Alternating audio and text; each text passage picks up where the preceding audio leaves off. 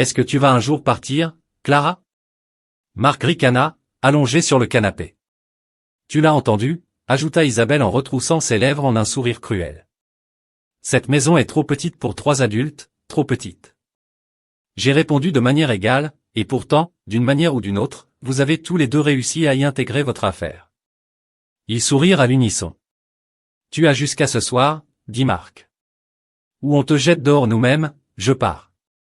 J'ai accepté en revenant, mais je te promets que tu le regretteras. Plus tôt, cette journée avait commencé comme n'importe quelle autre, j'ai sauté sur un appel Zoom pour envoyer des conceptions à un client. Je venais de terminer la présentation et de fermer mon ordinateur portable lorsque j'ai entendu la porte du garage s'ouvrir.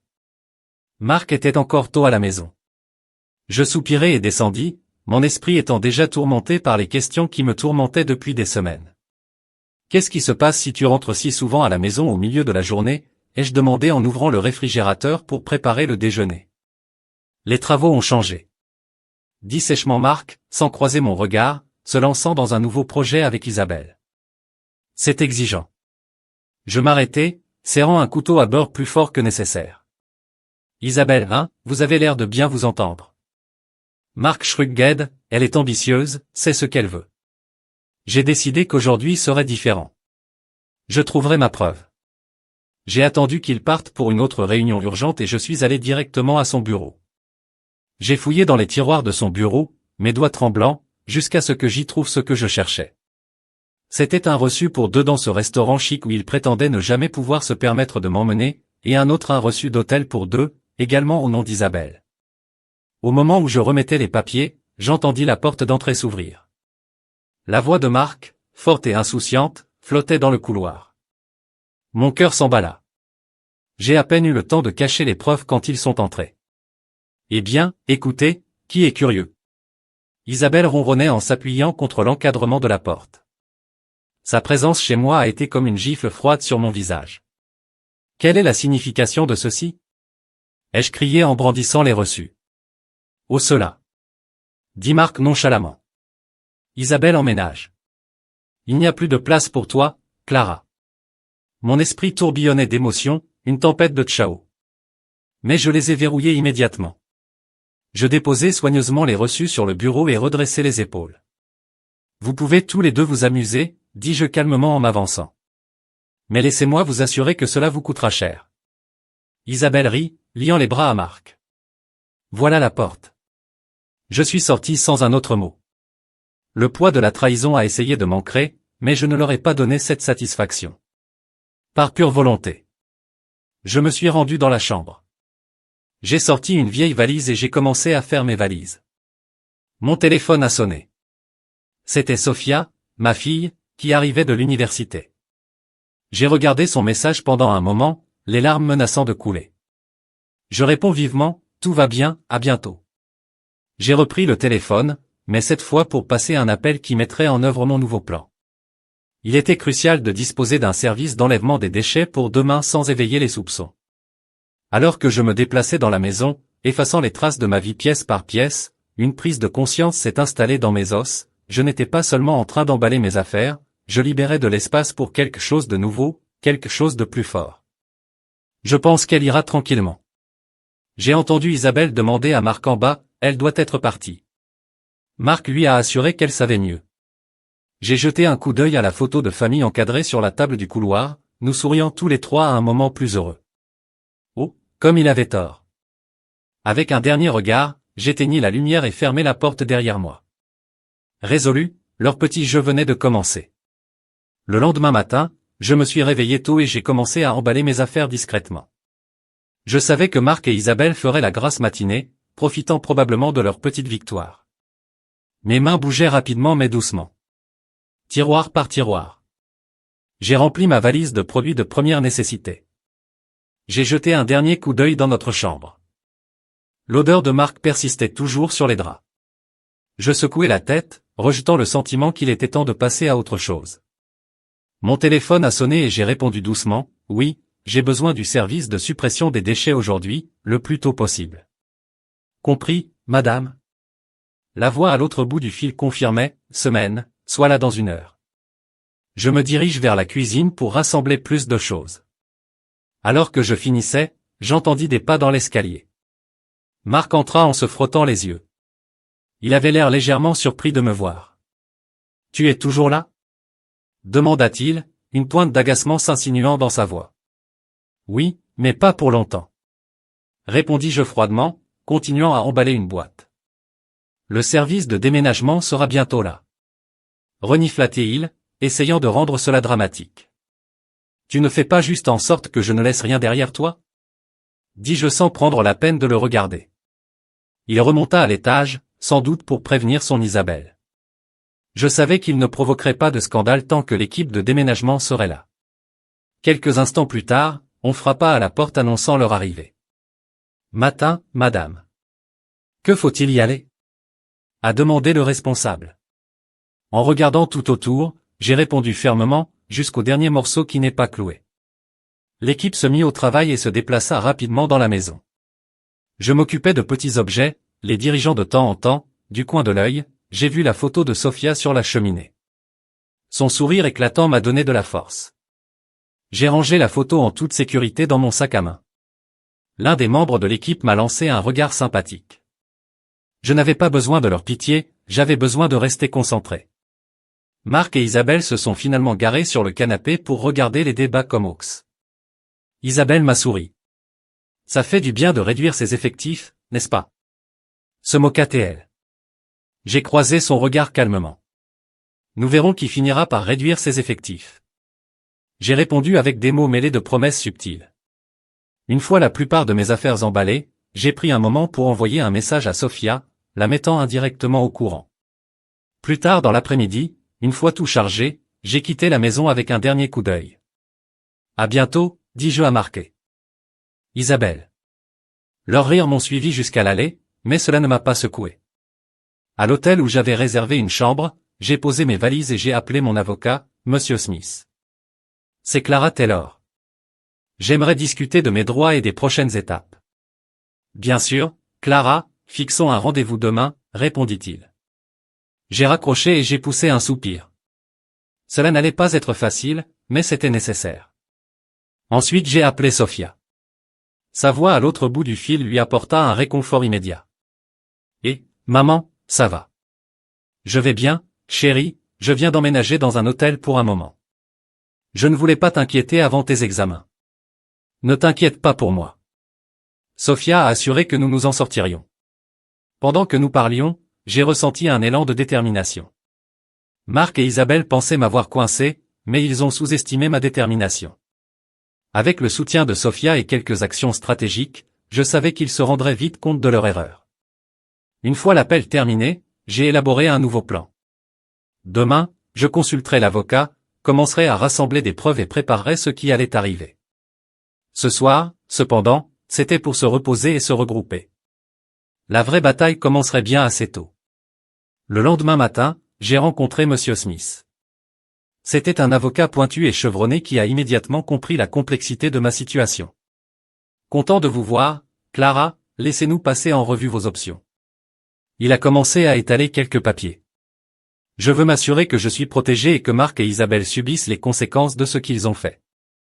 J'ai dit fermement, nous pouvons commencer par un accord formel de séparation pour garantir vos droits, puis envisager le divorce. De plus, si vous avez des preuves d'infidélité ou de mauvaise conduite financière, cela renforcera votre dossier, a expliqué Monsieur Smith. J'ai hoché la tête. J'ai des reçus et des relevés bancaires. Je soupçonne aussi qu'il y en a plus. Si je fouille plus profondément dans ces dossiers de travail, il se penche en avant, intéressé.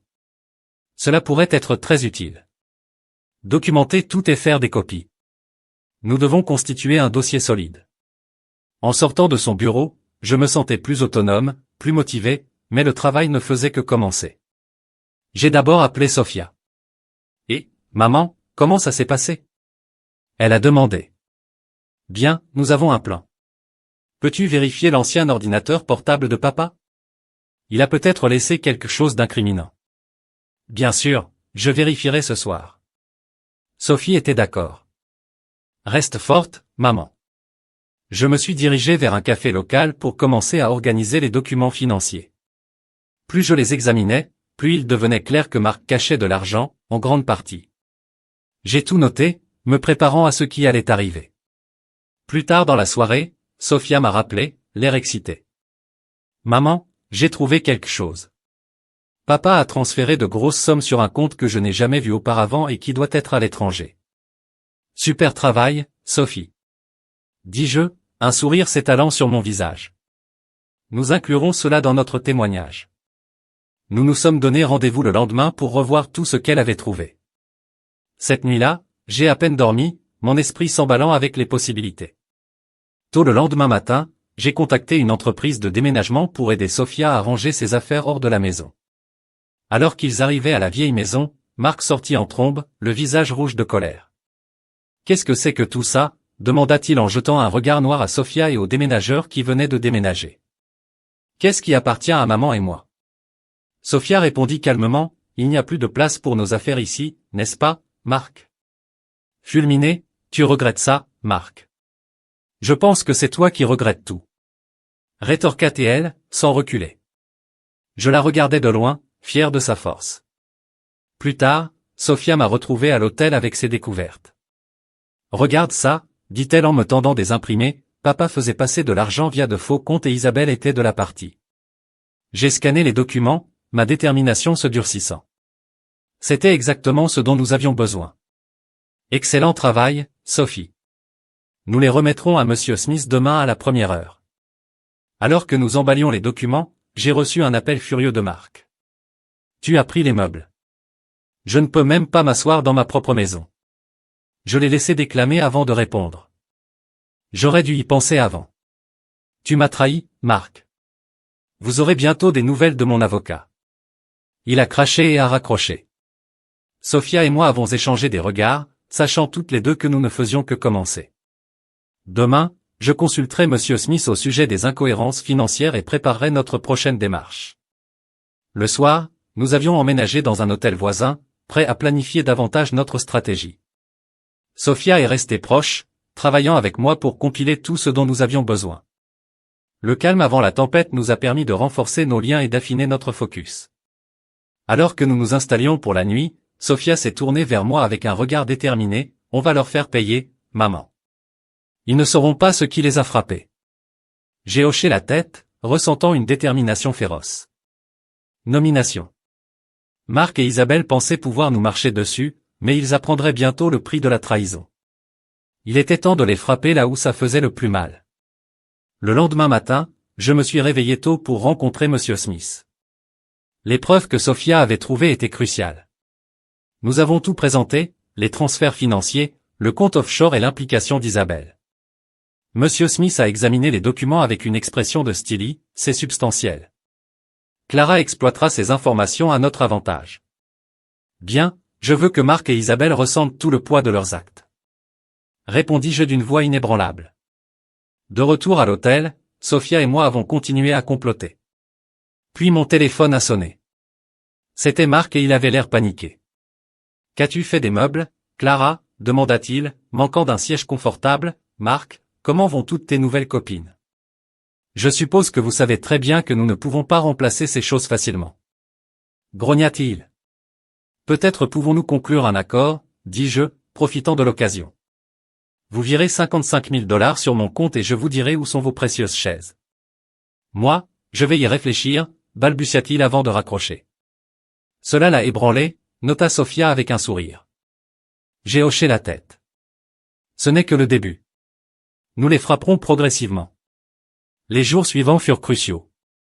Marc, bêtement désespéré de récupérer ses affaires, a transféré l'argent et je l'ai redirigé pour couvrir les frais de déménagement.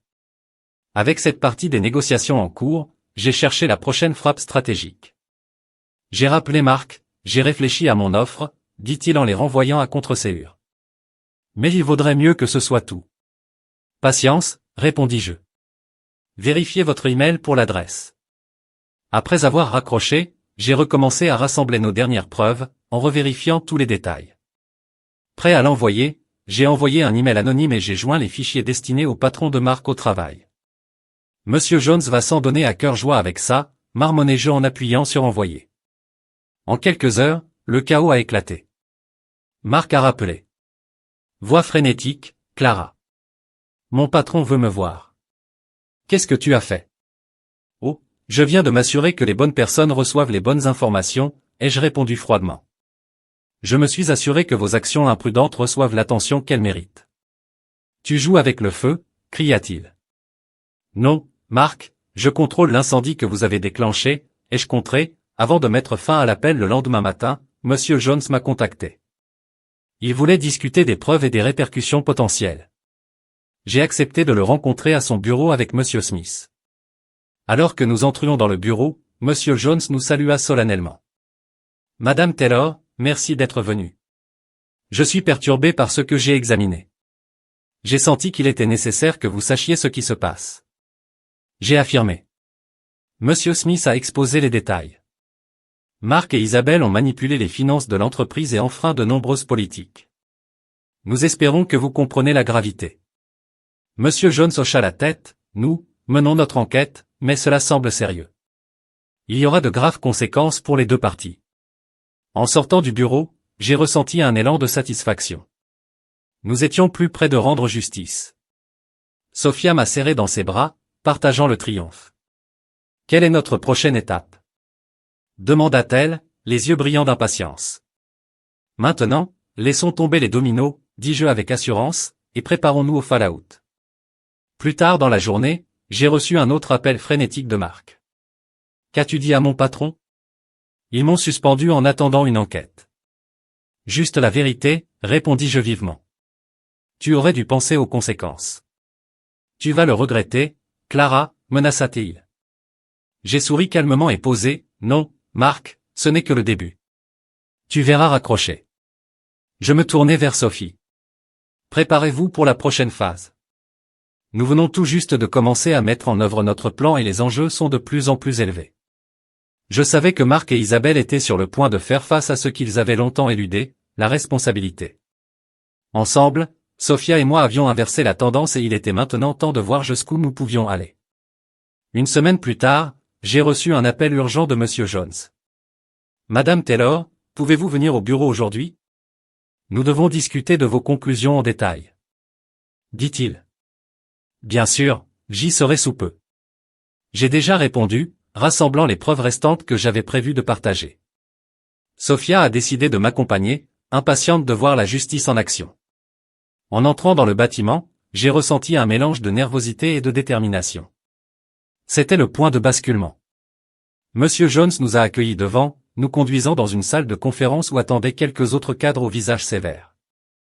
Merci d'être venu, commença-t-il. Nous avons examiné les preuves initiales, mais nous avons besoin de précisions supplémentaires. J'ai remis les documents détaillés, virements financiers et emails incriminants. Monsieur Smith, qui nous accompagnait, a expliqué, Mark et Isabelle ont été impliqués dans des activités frauduleuses, transférant des fonds de l'entreprise et couvrant mal leurs traces. Les comptes offshore ne sont que le début. Un cadre secoua la tête. C'est plus qu'inacceptable. Rassurez-vous, Madame Taylor, il y aura de graves répercussions. Sophia se pencha, murmurant, ils ne s'en tireront pas comme ça. Au fur et à mesure que nous disposions les pièces finales, les dirigeants devenaient de plus en plus animés. Cela a des implications considérables. Monsieur Jones a dit que nous devions suspendre Mark et Isabelle immédiatement et lancer une enquête complète. En sortant du bureau, j'ai senti un poids lourd se soulever. Nous étions enfin en train d'inverser la tendance. Plus tard dans l'après-midi, Mark a appelé, désespéré. Ils m'ont suspendu, Clara. Ils enquêtent sur tout. Tu dois arranger ça, plaida-t-il. Je ne réparerai pas ton désordre, Mark, répondis-je froidement. C'est toi qui as causé ça? Isabelle était au bout du fil quelques minutes plus tard. Tu es traître. Tu sais ce que tu as fait? Oui, Isabelle, je me suis assuré que tu fasses face aux conséquences de tes actes. J'ai dit calmement, vous regrettez ça. A-t-elle menacé? Avant de raccrocher, Sophia et moi avons passé le reste de la journée à finaliser nos démarches juridiques, garantissant ainsi que notre dossier était hermétique. Le lendemain matin, la nouvelle tomba concernant la suspension de Mark et Isabelle. Leur linge sale était désormais public et les retombées étaient immédiates. Nous sommes retournés au bureau une fois de plus pour finaliser nos déclarations. Mark et Isabelle étaient là, l'air vaincus. Mark a tenté un dernier effort, Clara laisse tomber, par Léon. Nous pouvons trouver un moyen de régler ça tranquillement. Dit-il en essayant de paraître raisonnable. Je secouai la tête. Il n'y a pas d'issue tranquille à ça, Mark. Vous avez perdu tout respect et toute intégrité. Monsieur Jones est intervenu. Monsieur Taylor, Miss Phillips, les preuves sont insurmontables. L'entreprise porte plainte et il y aura également des poursuites civiles. Mark s'en est pris à Isabelle. Le désespoir dans ses yeux. Tout est de ta faute. Tu as poussé pour ça, moi. Tu étais dedans jusqu'au cou. Répliqua Isabelle d'une voix aiguë. Leur querelle remplissait la pièce, chacun essayant de détourner le blâme. C'était une symphonie de désespoir et de culpabilité. Finalement, je les ai affrontés tous les deux. Vous m'avez tous les deux sous-estimé, pensant que j'allais disparaître tranquillement. Mais tu m'as donné le feu dont j'avais besoin. En sortant de ce bureau, j'ai senti la main de Sophia dans la mienne, nous étions tous les deux plus unis. Nous les avions affrontés et sommes sortis victorieux. Cette nuit-là, nous avons célébré tranquillement, sachant que la bataille n'était pas complètement terminée, mais reconnaissant le jalon que nous avions atteint. Pendant le dîner, Sophia m'a regardé, les yeux brillants d'admiration. Tu l'as fait, maman. Vous avez tenu bon et ils ont payé pour cela. Nous l'avons fait, corrigeai-je en levant mon verre ensemble. À partir de ce jour, notre attention s'est portée sur la reconstruction de nos vies. Le combat de notre maison, de Mark et d'Isabelle pour leur survie légale continuerait, mais nous avions déjà remporté la plus grande victoire, récupéré notre dignité et notre force. Mark et Isabelle ont été convoqués au siège de l'entreprise le lendemain. La rumeur de leurs méfaits s'était répandue et l'atmosphère était pleine de tension. J'ai décidé d'assister au spectacle en personne. Sophia est venue avec moi, nous nous mêlant tous les deux au décor animé de l'environnement de l'entreprise. Nous avons vu Mark et Isabelle être escortés dans une grande salle de conférence où Monsieur Jones et plusieurs autres dirigeants les attendaient. La pièce devint silencieuse lorsque la porte se ferma. Derrière nous, Monsieur Jones tenait une pile de papiers à la main. Mark, Isabelle, les preuves contre vous sont accablantes, détournement de fonds, fraude et détournement de fonds. Nous avons commencé un audit complet et les conclusions préliminaires sont accablantes, le visage de Mark rougit. C'est absurde. J'exige de parler à quelqu'un de plus haut placé. Il n'y a pas de niveau supérieur pour vous, dit fermement Monsieur Jones. Vous avez trahi cette entreprise et ses employés. Isabelle essaya d'intervenir, la voix tremblante. Nous pouvons l'expliquer, le sauver. Un autre cadre lui coupa la voix, glaciale. Nous portons plainte et nous veillerons à ce que vous soyez tenu responsable dans toute la mesure du possible. Mark se tourna vers Isabelle, les yeux fous. Espèce d'idiot. Vous étiez censé garder ces dossiers propres. J'ai fait tout ce que tu as demandé. Rétorqua Isabelle si tu n'avais pas été aussi gourmande. Leurs arguments étaient suffisamment forts pour résonner dans les salles. Sophia et moi avons échangé des regards, toutes deux sombrement satisfaites de voir leur effondrement public. Un autre cadre s'éclaircit la gorge, ça suffit, vous serez tous les deux escortés dehors et vous recevrez un préavis de licenciement et des poursuites judiciaires. L'attitude de Mark changea, le désespoir prenant le dessus. S'il vous plaît, nous devons pouvoir faire quelque chose pour résoudre ce problème. L'expression de Monsieur Jones s'adoucit pendant une fraction de seconde, puis il se reprit. Le temps de réparer les choses est révolu depuis longtemps. Vous êtes un handicap pour cette entreprise et une honte pour vos positions. Alors que Mark et Isabelle sortaient la tête basse, Sophia et moi quittâmes tranquillement le bâtiment à l'extérieur. Elle se tourna vers moi, les yeux brillants de satisfaction. C'était tendu. Elle a dit oui, mais c'était nécessaire. J'ai répondu. Il devait faire face aux conséquences. Nous n'avons pas eu beaucoup de temps pour réfléchir avant de passer à la phase suivante de notre plan. Je me suis coordonné avec Monsieur Smith pour finaliser les papiers de divorce et m'assurer que toutes nos réclamations étaient solides. L'histoire a été divulguée dans la presse et la vie personnelle de Mark et Isabelle a commencé à se détériorer. Les journalistes campaient devant leur maison pour chercher des commentaires sur le scandale. Leur réputation s'est effondrée chaque jour qui passait. De retour à l'hôtel, Sophia et moi avons été inondés d'appels de vieux amis et connaissances exprimant leur choc et leur soutien. C'était réconfortant de savoir que nous n'étions pas seuls dans cette situation. Un soir, Sophia a levé les yeux de son ordinateur portable. Maman, tu as vu ça? Elle m'a montré un article de presse détaillant l'implication d'Isabelle dans le scandale d'une autre entreprise il y a des années, faisant allusion à un comportement contraire à l'éthique. Cela l'enterrera, dis-je en transmettant l'article à Monsieur Jones. Tous les squelettes dans leur placard vont sortir maintenant. Cette nuit-là, Mark a rappelé, mais cette fois sa voix était cassée. Clara, s'il te plaît, pouvons-nous parler? Il n'y a plus rien à dire. Dis-je fermement. Vous avez fait vos choix, vivez maintenant avec eux. La ligne était coupée et j'ai ressenti un immense sentiment de clôture. Sophia m'entoura de ses bras. Nous l'avons fait, maman. Ils font face à tout ce qu'ils méritent. Oui, nous l'avons fait. J'ai accepté, en la serrant fort dans mes bras. Et c'est enfin fini. Alors que nous nous préparions à retourner dans notre nouvelle maison, il y avait un sentiment d'espoir et de force renouvelé entre nous. Mark et Isabelle continueraient de s'effondrer aux yeux du public, mais Sophia et moi avancions plus fort et indéniablement triomphants. La nouvelle a frappé comme un raz-de-marée. Mark et Isabelle ont été officiellement arrêtés pour détournement de fonds et fraude. Leur photo d'identité a fait le tour du Evening News, un contraste saisissant avec les personnages polis qu'ils affichent. Sophia et moi avons regardé l'émission depuis notre nouveau salon, un sentiment d'indication nous envahissant, ils vont en fait en prison. Murmura Sophia, presque incrédule. La justice a un moyen de rattraper son retard, répondis-je, sentant le poids de notre lutte s'alléger. Le lendemain, on sonna à la porte. Je l'ai ouvert et j'ai découvert que les biens de Mark étaient saisis. Une équipe de fonctionnaires a emporté des appareils électroniques, des œuvres d'art de valeur et même sa voiture bien-aimée. Le voisin d'en face regardait les yeux écarquillés de curiosité. Ce n'est que le début. Un des officiers m'a fait remarquer, il y a beaucoup plus à expliquer. J'acquiesçai et retournai à l'intérieur. Sophia leva les yeux de ses études et sourit, les yeux brillants de satisfaction. Maman, tu as vu ça? Ils ont pris la voiture? J'ai vu, chérie, tout s'effondre pour eux, dis-je en m'asseyant à côté d'elle. Une semaine plus tard, nous nous sommes dirigés vers la salle d'audience pour l'audience préliminaire. Mark et Isabelle étaient assis à la table de la défense, l'air échevelé et les yeux creux. Leurs avocats leur murmurèrent des instructions urgentes, mais le mal était déjà fait. Monsieur Smith était assis à côté de moi, respirant une confiance calme. Ce sera rapide. Ils n'ont pas de pied sur lequel s'appuyer, a-t-il assuré. Le juge a lu les accusations détaillant chaque crime flagrant. À mesure que la liste s'allongeait, Mark s'agitait, lançant des regards désespérés à Isabelle. Sophia me serra la main, m'offrant un soutien silencieux.